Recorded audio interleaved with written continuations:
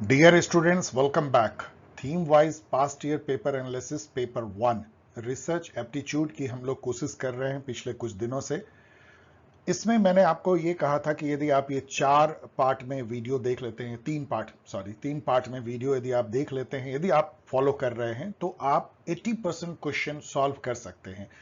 उस चीज को आज हम लोग एक तरह से फिर रिविजिट कर रहे हैं और देख रहे हैं कि क्या यह संभव है। उसके लिए मैंने 2021 का पेपर लिया है जो अभी लेटेस्ट पेपर हुई है नवंबर 2021 में। उसके पॉलिटिकल साइंस डोमेन में 2 शिफ्ट में एग्जाम हुई है, दोनों में 5-5 क्वेश्चन है। सो 10 और 11 क्वेश्चन कह लीजिए हम लोग डिस्कस कर रहे हैं और देख रहे हैं कि क्या हम लोगों ने जो नॉलेज गैदर किया मिल करके क्या उससे हम उसको सॉल्व कर पाते हैं। और मैं आपको फिर से एक बार दावा करता हूं कि यदि आप 3 पार्ट वीडियो देख लेते हैं, उसको थोड़ा मनन कर लेते हैं, रिवाइज कर लेते हैं, तो आप 80% रिसर्च एप्टीट्यूड के पेपर को यूजीसी नेट में एक्चुअल में सॉल्व कर सकते हैं जो आपका एग्जाम 11th को है। So let us begin 2021 paper analysis. Only I have taken research aptitude question 10 and 11 question और देखते हैं कि वो कैसा पूछा गया है और किस लेवल का नॉलेज इज रिक्वायर्ड। ये सभी कॉम्पिटिटिव एग्जाम के लिए इंपॉर्टेंट होगा जहां भी रिसर्च एप्टीट्यूड पूछा जाता है पीएचडी एंट्रेंस टेस्ट में। ये तो सिलेबस है यूजीसी नेट का पेपर 1 रिसर्च एप्टीट्यूड। मैं पढ़ नहीं रहा हूं, फिर से एक बार कह रहा हूं, एक एक वर्ड को गौर से देख लीजिए, उस बारे में आपको नॉलेज होना चाहिए, तभी एग्जामिनेशन हॉल में आप इंटर कीजिए। शिफ्ट 1 नवंबर 2021 में होता है। उसमें जो 50 क्वेश्चन पेपर 1 में पूछे जाते हैं, पॉलिटिकल साइंस डोमेन का मैंने लिया है पेपर 1 का, उसमें से 5 क्वेश्चन रिसर्च एप्टीट्यूड के हैं। वो कौन से क्वेश्चन है ये देखते हैं किस लेवल के हैं। फर्स्ट क्वेश्चन जो है सैम्पलिंग मेथड पे है। इसको देख के आपको मुस्कुराना चाहिए क्योंकि सैम्पलिंग मेथड आपने हमारे साथ पढ़ा है। इसमें जो 4 टाइप के सैम्पलिंग है, simple random sampling. Simple random sampling क्या होता है? मान लीजिए 100 स्टूडेंट है, रोल नंबर 1 से लेके 100, आप बिल्कुल रैंडम सबको इक्वल चांस है सेलेक्ट होने का। आप 10 बच्चों को सेलेक्ट करते हैं, आप रैंडमली सेलेक्ट कर लेते हैं। इनफैक्ट कंप्यूटर से आप रैंडम नंबर जनरेट कर सकते हैं। तो इसको देखेंगे सिंपल रैंडम सैम्पलिंग। तो units are chosen by giving equal and independent chance to each. सबकी इक्वल प्रोबेबिलिटी है, कोई भी जो 100 बच्चे में से एक की इक्वल 1/100 प्रोबेबिलिटी है कि 10 बच्चे के ग्रुप में आ जाए, तो ए का 4 हो जाएगा। तो आपका ऐसे ही ये क्वेश्चन क्रैक हो जाता है। इतना आसान है कि केवल एक से क्रैक हो जाता है। सिंपल इजी क्वेश्चन है। अब देखिए स्ट्रेटिफाइड रैंडम सैम्पलिंग क्या होता है? इन्हीं बच्चों को आप किसी क्राइटेरिया के बेसिस पे स्ट्रेटिफाई कर दीजिए। जैसे कि आप 2 ग्रुप बना लीजिए, मेल फीमेल चिल्ड्रन, और इस 2 में से फिर 50, मान लीजिए कि 45 गर्ल हैं, 55 बॉय हैं, इसमें से आप रैंडम जो है 5 को सेलेक्ट कीजिए, इसमें रैंडम 5, और इस तरह से इसको स्ट्रेटिफाइड सैम्पलिंग बोलते हैं। तो यहां हो जाएगा the units are chosen from defined groups level randomly. पहले तो ग्रुप को आपने डिफाइन कर दिया, तो बी का जो है वो 3 हो जाएगा। क्लस्टर सैम्पलिंग क्या होती है? ये जैसे आप ऐसे समझिए कि कोई एक बड़ा सा शहर है और उसमें से आपको कुछ लोगों को लेना है, सर्वे के लिए मान लेना है। तो आपने पहले छोटे छोटे क्लस्टर बना दिए, एक मोहल्ले के बेसिस पे, सब मोहल्ले के बेसिस पे। मान लीजिए आपने 200 क्लस्टर बनाया एक शहर में, और उन 200 क्लस्टर को में से रैंडमली आपने 10 क्लस्टर जो है ले लिए। तो ये क्या हो जाएगा? Units are chosen intact on the basis of their setting. मतलब ये जो क्लस्टर है, आपने सीधा एक क्लस्टर को ले लिया, अब वहां उसके अंदर में जो पॉपुलेशन है जैसा है वो इंटैक्ट रह गया। तो ये क्लस्टर सैंपलिंग हो गई। स्नोबॉल सैंपलिंग क्या होती है? नेटवर्क सैंपलिंग भी बोलते हैं, रेफरेंशियल सैंपलिंग बोलते हैं। मतलब आपको एक मेंबर, आप जो नोन होता है उसको चुनते हैं एज ए सैंपल, वो आपको दूसरे को रेफर करता है, फिर वो 4 आदमी को रेफर करता है और स्नोबॉलिंग होती जाती है। स्नोबॉल सैंपलिंग हो गई। The first member used as an informant to identify other member, और इस तरह से process goes on like that. तो ये वेरी इजी है, मैंने आपको इतना डिटेल में बताया, वैसे प्रॉब्लम केवल एक से सॉल्व हो जाती है। अब यहां पे देखिए 2 स्टेटमेंट है, स्टेटमेंट 1, 2। ध्यान रखिएगा, स्टेटमेंट को आप ये मत समझिएगा रीजन एजर्सन नहीं, दोनों में फर्क है, ये सिंपल होता है। Action research is use primarily to improve a given situation by a practitioner. ये हम लोगों ने पढ़ा है, ये मैंने अपने ही पीपीटी से आपको दिया है। Action research seeks transformative change through the simultaneous process of taking action and doing research which are linked together by critical reflection। इसमें आपने देखा है प्लान, एक्ट, ऑब्जर्व, रिफ्लेक्ट, ये 4 प्रोसेस होते हैं। एक्शन रिसर्च मतलब जैसे मान लीजिए कि क्लास टीचर जो है रिसर्च कर रहा है मैथमेटिक्स बच्चों का क्यों कमजोर है मान लीजिए, और वो रिसर्च भी कर रहा है और अपनी मेथोडोलॉजी टीचिंग को इंप्रूव भी कर रहा है, इसको एक्शन रिसर्च कहते हैं। So action research use primarily to improve a given situation by practitioner, तो ये ट्रू है। अप्लाइड रिसर्च क्या होता है, मतलब आप किसी साइंटिफिक थ्योरी को जब यूज करते हैं टू सॉल्व प्रैक्टिकल प्रॉब्लम, तो इसको अप्लाइड रिसर्च कहते हैं। This type of research play an important role in solving everyday problem that often have an impact of life work. जैसे फॉर एग्जाम्पल लीजिए, study trying to decrease fraud on social media platform, तो ये एक practical research का लिए applied research है। इसमें psychological theory को आप लेंगे और यूज करेंगे to solve a social problem. So applied research is directed at exploring applicability of principles या theory already establish, theory already है, उसका एप्लीकेशन कैसे किया जा सकता है, इसी को अप्लाइड रिसर्च कहते हैं। ये भी ट्रू है। सो इसका स्टेटमेंट होगा both statement 1 and 2 are correct. Very very easy question, ये सब आसान क्वेश्चन के लेवल में है। Identify the features of empirico inductive paradigm of research, ये वो क्वेश्चन है जो आप नहीं कर पाएंगे यदि आप केवल मेरा 3 वीडियो देख रहे हैं। मैंने आपको कहा था कि 80% क्वेश्चन कर पाएंगे इसमें, इसका मतलब है 5 में से 4 क्वेश्चन आप कर पाएंगे, ये वो 5वां क्वेश्चन है जो आप नहीं कर पाएंगे। तो चलिए एक नॉलेज बढ़ाते हैं। इंपिरिको इंडक्टिव पैराडाइम ऑफ रिसर्च किसको कहते हैं, यहां पे देखिए, ये एक ऐसा रिसर्च होता है जो इंडक्टिव रिसर्च है। और इंपिरिकल डेटा के, इंडक्टिव क्या होता है, पहले आप जो है डेटा गैदर करते हैं, इंपिरिकल डेटा स्टार्ट करते हैं यहां बॉटम से, डेटा गैदर करते हैं, ऑब्जर्वेशन, इंटरव्यू लेके, क्वेश्चनेयर से, सेकेंडरी प्राइमरी जैसे भी करना हो, फिर इसके बेसिस पे आप पैटर्न ढूंढते हैं, आप कैटेगराइजेशन करते हैं, क्लासिफिकेशन करते हैं, फिर देखते हैं क्या इससे कुछ निकल के आता है क्या, और फिर आप जो है हाइपोथेसिस डेवलप करते हैं, उसको फिर रिग्रेस टेस्टिंग करते हैं और जनरलाइज करते हैं। This is called empirico inductive paradigm of research. इसका उल्टा होता है डिडक्टिव रिसर्च, जो प्लेटो करते थे या साधु महात्मा, मतलब जितना भी एब्स्ट्रैक्ट रीजनिंग से करते हैं, जो रैशनलिस्ट थॉट जो होता है, आंख बंद कीजिए, तपस्या कीजिए और फिर आप ऑलरेडी जो है एक थ्योरी ऑफ आइडियल स्टेट ले आइए और उसको फिर जो है डेटा से टेस्ट वेस्ट कीजिए और उसको देखिए कि वो जनरलाइज किया जा सकता है कि नहीं। ये टॉप डाउन अप्रोच है, ऊपर से पहले ही थ्योरी और फिर डेटा से उसको टेस्ट करना। ये बेसिकली साइंटिफिक मेथड है। इंडक्टिव मेथड जो है, जब इनलाइटनमेंट आया और साइंटिफिसिज्म आया तो वहां से आया इंपिरिकल, बाद में इसको पॉजिटिविज्म भी कह सकते हैं, बाद में आप इसको साइंटिफिसिज्म भी कह सकते हैं, बिहेवियरल रिसर्च में भी इसका यूज किया जाने लगा, मतलब इंडक्टिव। अब इतना जानने के बाद यदि आप देखें, और ये मेथड जो है ना, ये इथनोग्राफी में काफी यूज किया जाता है, एंथ्रोपोलॉजी में, केस स्टडी, नैरेटिव रिसर्च, इन सब में यूज किया जाता है। अब देखिए, research is concern with the process rather simply with the outcome और प्रोडक्ट। ये यहां पे इसका डेफिनेशन है। In an inductive paradigm the researcher collect empirical data empirico from specific cases to generalize inductive its research finding। और यहां कहा गया है it is the research is concerned with the process rather than simply with outcome or products। ये इसका definition ही है, यदि आप पहला नेट पे देंगे तो ये डेफिनेशन आएगा, तो ये तो सही है ही।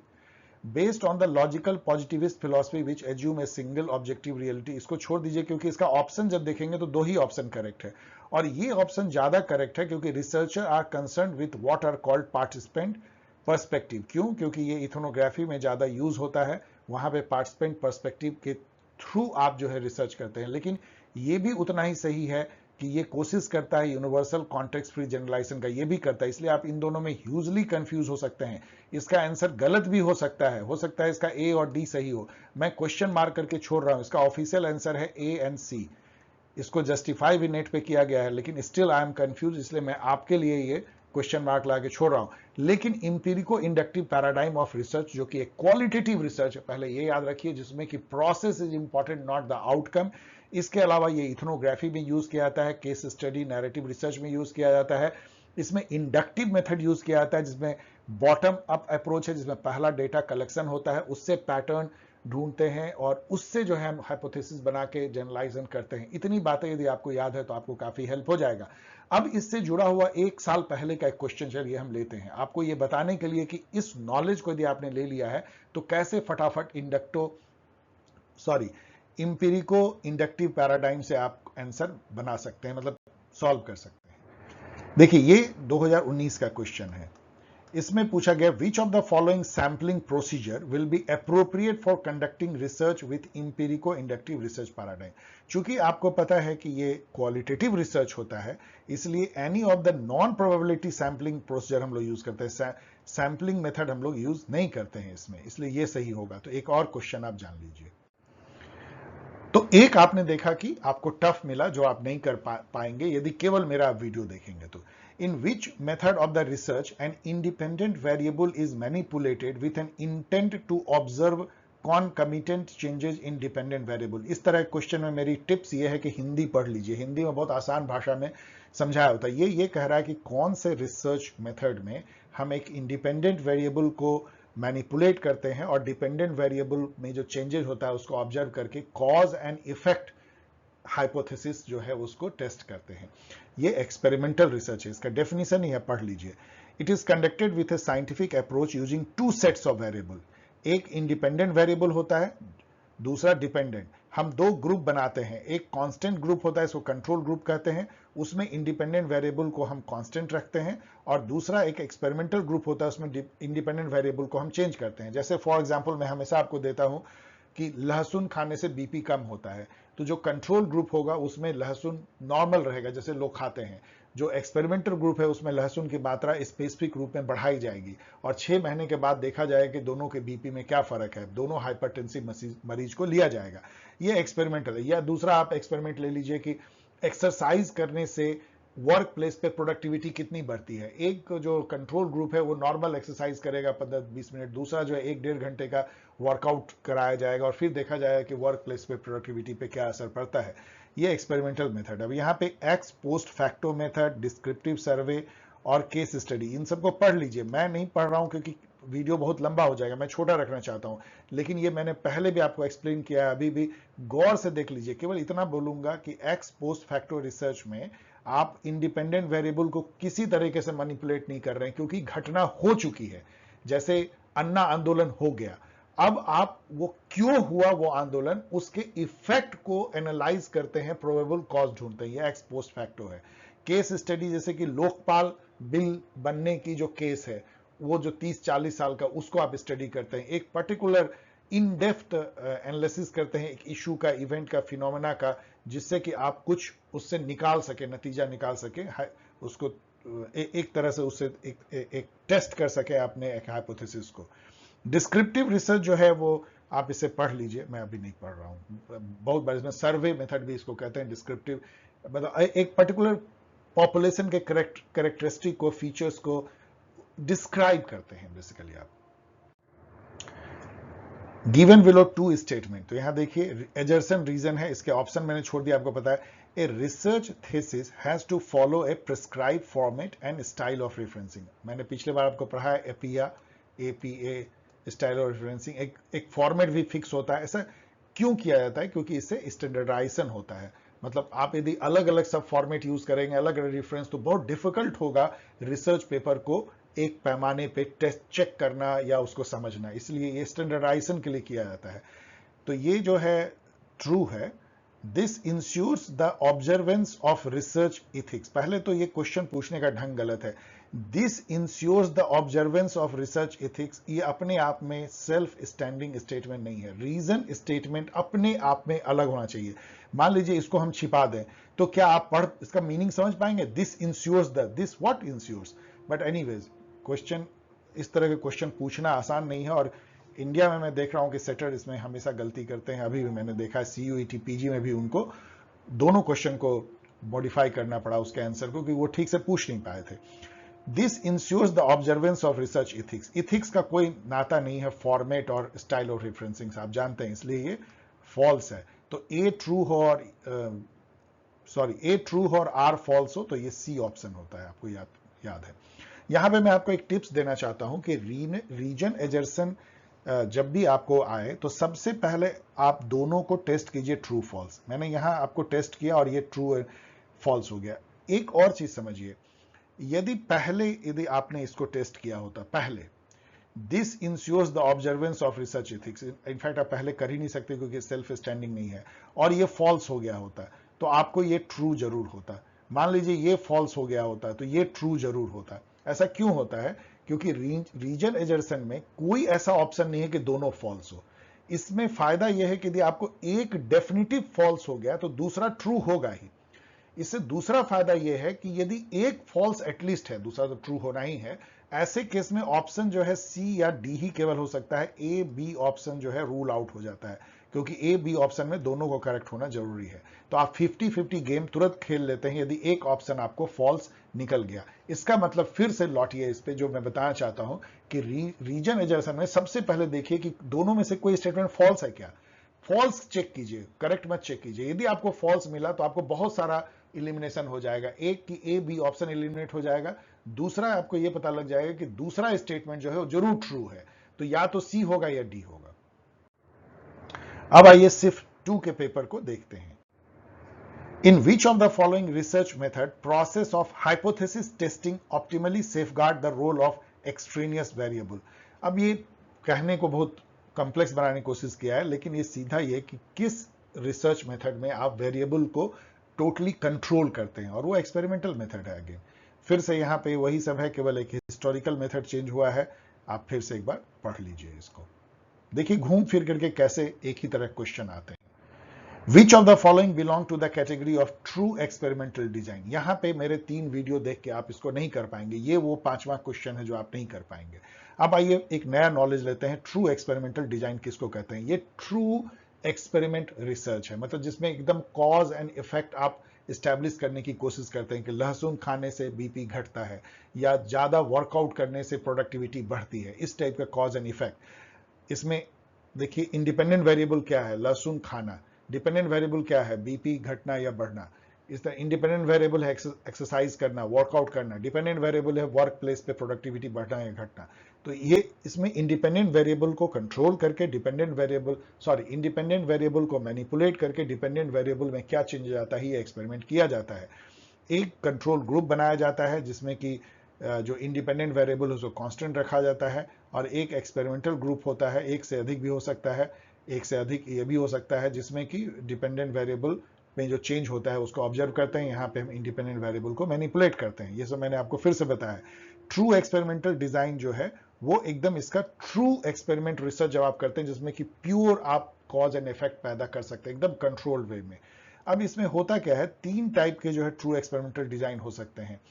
एक होता है post test only control group design. इसमें क्या है, आप एक कंट्रोल ग्रुप लेते हैं, एक्सपेरिमेंटल ग्रुप लेते हैं, लेकिन आप इसमें जैसे लहसुन खाने के पहले दोनों का कितना बीपी था ये टेस्ट नहीं करते हैं। मतलब सीधा एक ग्रुप को नॉर्मल खिला रहे हैं, लहसुन जैसे खाया नहीं खाया, दूसरे को खिला रहे हैं, और केवल पोस्ट एक्सपेरिमेंट टेस्ट कर रहे हैं कि बीपी दूसरे ग्रुप का घटा कि नहीं। इसको post test only control group कहते हैं। ऐसा क्यों करते हैं? प्री टेस्ट कई बार कहा जाता है मत कीजिए, क्योंकि जैसे ही आप प्री टेस्ट करते हैं तो और जो पार्टिसिपेंट हैं वो समझ जाते हैं कि हमको बीपी घटाना है, तो वो कुछ दूसरे मेथड से भी जो घटाने की कोशिश करने लगते हैं। यदि वर्कआउट वाले केस में लीजिए तो वो उसको प्रोडक्टिविटी बढ़ाना है वो सोचेंगे, तो वैसे भी प्रोडक्टिविटी बढ़ाने की कोशिश करेंगे। इसलिए कई बार केवल post test only control group को बेटर माना जाता है ट्रू एक्सपेरिमेंटल डिजाइन में। इसमें ये तो नॉर्मल है, pre test post test control group design. पहले जो है एक बार हम टेस्ट के पहले कर लेते हैं, बीपी टेस्ट कर लिए या प्रोडक्टिविटी चेक कर लिए, और फिर एक्सपेरिमेंट के बाद करते हैं। सोलोमन 4 ग्रुप कंट्रोल डिजाइन में 2 जो है कंट्रोल ग्रुप बनाते हैं, 2 जो है एक्सपेरिमेंटल ग्रुप बनाते हैं। एक में हम जो है प्री और पोस्ट दोनों करते हैं, और एक में जो है हम केवल पोस्ट करते हैं, उसको छोड़ देते हैं। इस टाइप का हम मिक्स करते हैं। अब इतना जानने के बाद आप देखिए यहां पे जब आप पढ़ेंगे, मैं पूरा नहीं पढ़ रहा हूं, तो केवल 2 ही ऑप्शन है जिसमें कि रैंडमाइज्ड जो है ग्रुप बनाए जाते हैं, 2 ग्रुप, और यही इसका इसेंस है। ट्रू एक्सपेरिमेंटल डिजाइन में जो ग्रुप बनेगा वो रैंडमाइज होगा, और ये केवल 2 ही में है।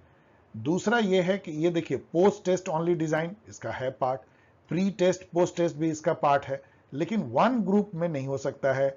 स्टैटिक डिजाइन नहीं होगा, 1 ग्रुप में नहीं होगा। तो बी और डी जो है, ऑफ कोर्स इतना आसान जितना मैं आपको बता रहा हूं, इसमें आप कंफ्यूज कर सकते हैं। अब ये आसान है, problem formulation, hypothesis, research design, data analysis, step of research है। प्रॉब्लम सबसे पहले तो आप समाज का क्या प्रॉब्लम दूर करना चाहते हैं, बीपी घटाना चाहते हैं, फार्मर के सुसाइड को रोकना चाहते हैं, तो ये सब रिसर्च प्रॉब्लम है। तो research problem focused issue in terms of, यहां ऑफ छूट गया है, ऑफ एविडेंस, इसको मैंने हिंदी में पढ़ा तो क्लियर हुआ, आप भी हिंदी पढ़ लीजिएगा। तो इसी से आपका बन जाता है, ए का 4 से आपका ये सॉल्व हो जाता है। बाकी आप जस्ट पढ़ लीजिएगा, अब मैं छोड़ रहा हूं क्योंकि देर हो जाएगी। तो देखिए कितना आसान है कि एक ही से आपका क्रैक हो जाता है, लेकिन तीनों को पढ़े बगैर आगे मत बढ़िएगा। अब ये सब बहुत आसान है। Use of ICT, information communication technology research is a super imposition which should be discouraged. Why discouraged? Encouraged. तो ये फॉल्स है, ये फॉल्स है। अब यदि ये फॉल्स है, सॉरी ये तो रीजनराइजेशन नहीं है, यदि रीजनराइजेशन होता तो ये ट्रू हो जाता अपने आप, लेकिन ये चूंकि स्टेटमेंट है तो इसको अलग से टेस्ट करना पड़ेगा क्योंकि दोनों फॉल्स हो सकते हैं। Research ethics and its observance has to be mandatory requirement. ये कौन बोलेगा ऐसा नहीं होना चाहिए? जरूर होना चाहिए। रिसर्च इथिक्स को मेंटेन करना एकदम मैंडेटरी बना देना चाहिए। तो 1 फॉल्स है और 2 जो है करेक्ट है, तो 1 false 2 correct. Very easy question. यहां भी ये भी आसान है, रीजनराइजेशन है। चलिए चेक करते हैं कि क्या इसमें से एक कोई फॉल्स है। Format and style of referencing in a research thesis are formal requirement. ये एक फिक्स फॉर्मेट और रेफरेंसिंग होना चाहिए। आपने अभी देखा, पहले भी ये क्वेश्चन देखा था, ट्रू है। Formal requirement and their observance help promote standardisation and objectivity. ये तो मैंने पहले बताया ही था, ये भी ट्रू है। दोनों ट्रू है और इसको एक्सप्लेन भी कर रहा है। अब यहाँ पे डियर स्टूडेंट आप कंफ्यूज करते हैं ऑलवेज की एक्सप्लेन कर रहा है कि नहीं, जरा गौर से देखिए, क्या ये रीजन स्टेटमेंट इसको एक्सप्लेन नहीं कर रहा कि ये फॉर्मेट को क्यों हम, फॉर्मेट एंड रेफरेंसिंग को क्यों हमने एक फॉर्मल रिक्वायरमेंट बना दिया है, एक तरह का मैंडेटरी रिक्वायरमेंट, क्योंकि ये स्टैंडर्डाइजेशन प्रमोट करता है, ऑब्जेक्टिविटी करता है। सही है, एक्सप्लेन कर रहा है, इसलिए इसका ऑप्शन होगा ए। सो ओके डियर स्टूडेंट, मेरा ये वीडियो बनाने का पर्पस 2 था। एक कि आपको 10-11 क्वेश्चन मिल जाए और इससे आपको कॉन्फिडेंस आए कि बिल्कुल आप जो 5 या 6 क्वेश्चन आपको आएगा अभी जो आप 11 तारीख को दे रहे हैं एग्जाम, उसमें आप एटलीस्ट 4 क्वेश्चन सॉल्व करेंगे। दूसरा मेरा पर्पस ये बताने का था कि केवल इन वीडियो को देख करके डेफिनेटली आप 5 में से 4 जो है आप सॉल्व कर सकते हैं। सो ओके, यदि ये वीडियो पसंद आया हो तो शेयर करें, सब्सक्राइब करें, कमेंट करें। इस तरह से आप मुझसे सवाल पूछ सकते हैं। सवाल ऐसे पूछें कि उसका जवाब 1-2 लाइन में दिया सके ऑब्जेक्टिवली। और यदि अभी तक आपने एग्जाम गाइड नहीं लिया यूजीसी नेट का या 1500 MCQ नहीं लिया है तो वो भी ले लीजिए। 1500 MCQ भी आपको उतना ही हेल्प करेगा। और बहुत जल्द जो है हम मिलेंगे कम्युनिकेशन। अब मैं जो मेरा ध्यान जा रहा है वो कम्युनिकेशन थ्योरी पे है, उससे भी 5 सवाल पूछे जाते हैं। उस थीम पे आगे हम लोग 2-3 वीडियो में बनाऊंगा। और 11 तारीख के पहले डेफिनेटली जो इंडियन लॉजिक सिस्टम है उस पे भी, ये 2 को मैं कवर कर पाऊंगा 11 के पहले। So wait and enjoy this process तैयारी का 11 तारीख के लिए। बाय।